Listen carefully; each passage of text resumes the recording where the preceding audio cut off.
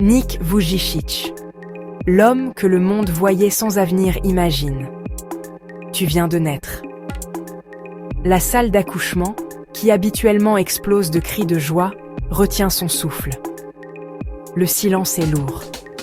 Les infirmières s'échangent des regards inquiets. Les médecins, figés, ne trouvent pas les mots. Là, sur la table, un petit corps fragile, sans bras ni jambes, lutte pour respirer ses premières bouffées d'air.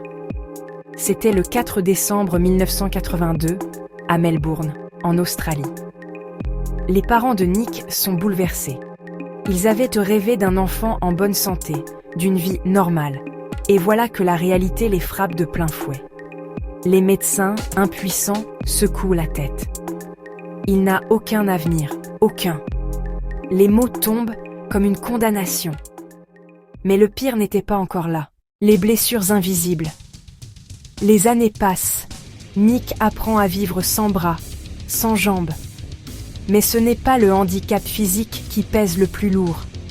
À l'école, les enfants le regardent avec des yeux pleins de curiosité, puis de moquerie. Regardez-le, il est bizarre! Les adolescents ne sont pas plus tendres. Les rires résonnent dans les couloirs. Les surnoms blessants fusent. Chaque mot est une flèche. Chaque éclat de rire est un rappel cruel. Tu n'es pas comme les autres. Nick garde le sourire en façade. Mais à l'intérieur, il saigne. À 8 ans, il sombre dans une profonde dépression. Pourquoi lui? Pourquoi sa vie? À 10 ans, le désespoir est tel qu'il pense sérieusement à mettre fin à ses jours. Un soir, il se traîne jusque dans la salle de bain. L'eau coule. Il se demande combien de temps il faudrait pour que tout s'arrête. Il est à 2 doigts de sauter. Mais une pensée le retient, l'amour de ses parents. Il s'arrête. Il pleure.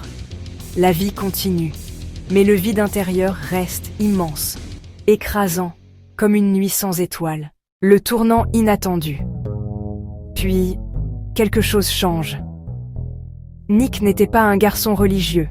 Il connaissait quelques histoires de la Bible, mais elles semblaient lointaines, comme des contes qui ne pouvaient pas toucher sa réalité.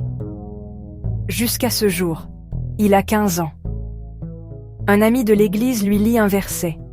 C'est une simple phrase, mais elle vient briser le silence intérieur qui l'étouffe depuis des années. Ce n'est pas que lui ou ses parents aient péché, mais c'est afin que les œuvres de Dieu soient manifestées en lui. Jean 9, 3. Nick reste figé. Ce passage parle d'un homme né aveugle.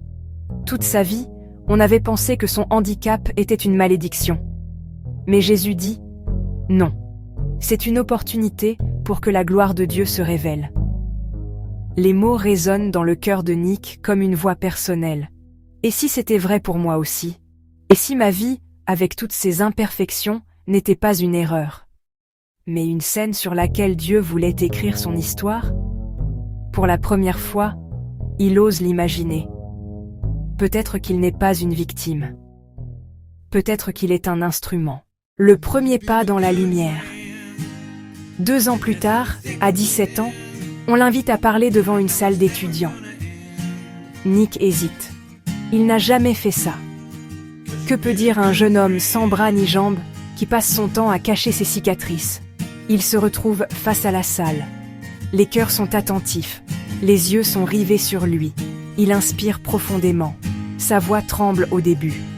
Les premiers mots sortent, maladroits, fragiles, mais soudain, quelque chose de plus fort que sa peur prend le relais. Il parle de sa douleur, de ses questions, de ses larmes, de l'espoir qu'il a trouvé dans ce Dieu qui transforme les vies brisées. La salle est silencieuse. Les étudiants, d'abord curieux, sont bouleversés. Ce jour-là, un nouveau Nick est né. Pas physiquement, mais spirituellement. Il découvre que ses cicatrices peuvent devenir un message. Que ses blessures peuvent guérir d'autres cœurs. Un impact mondial. Après ce premier discours, quelque chose s'enclenche. C'est comme si une porte s'était ouverte.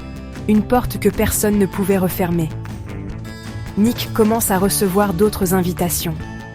Des écoles, des églises, des conférences. Partout, on veut entendre l'histoire du jeune homme sans bras ni jambes qui parle avec une telle force intérieure. Très vite, il comprend. Ce n'est plus juste son histoire, c'est un message. Un message qui dépasse ses propres douleurs, ses propres limites. En 2005, il fonde l'organisation Life Without Limbs, la vie sans membres. L'ironie est frappante. Celui que le monde disait diminuer devient la voix qui redonne vie à des milliers de cœurs brisés, des millions de vies touchées. Nick commence à voyager. L'Australie ne suffit plus. Très vite, il parle aux 4 coins du monde, aux États-Unis, en Europe, en Afrique, en Asie, plus de 70 pays, des stades remplis, des milliers de personnes en larmes, des vies transformées. Il raconte son histoire. Il parle de ce Dieu qui ne fait pas d'erreur, de ce plan divin qui peut naître d'une vie qu'on croyait ruinée. Et les cœurs s'ouvrent. Des adolescents dépressifs décident de vivre un jour de plus. Des adultes brisés retrouvent l'espoir. Des prisonniers, des malades, des familles entières découvrent la force du pardon et de la foi. Une vie pleine, malgré tout. Nick écrit des livres. Life Without Limits devient un best-seller mondial. Il se marie en 2012 avec Kanae Miyahara, une jeune femme qui voit en lui bien plus qu'un handicap. Un homme avec une mission. Ensemble, ils auront 4 enfants. Celui que les médecins disaient condamné mène aujourd'hui une vie que beaucoup jugeraient impossible. Une famille, un ministère mondial, une joie contagieuse. Et partout où il va, il répète la même phrase, avec un sourire qui traverse les cœurs. Si Dieu peut utiliser quelqu'un sans bras ni jambes pour être ses mains et ses pieds, alors il peut utiliser n'importe qui.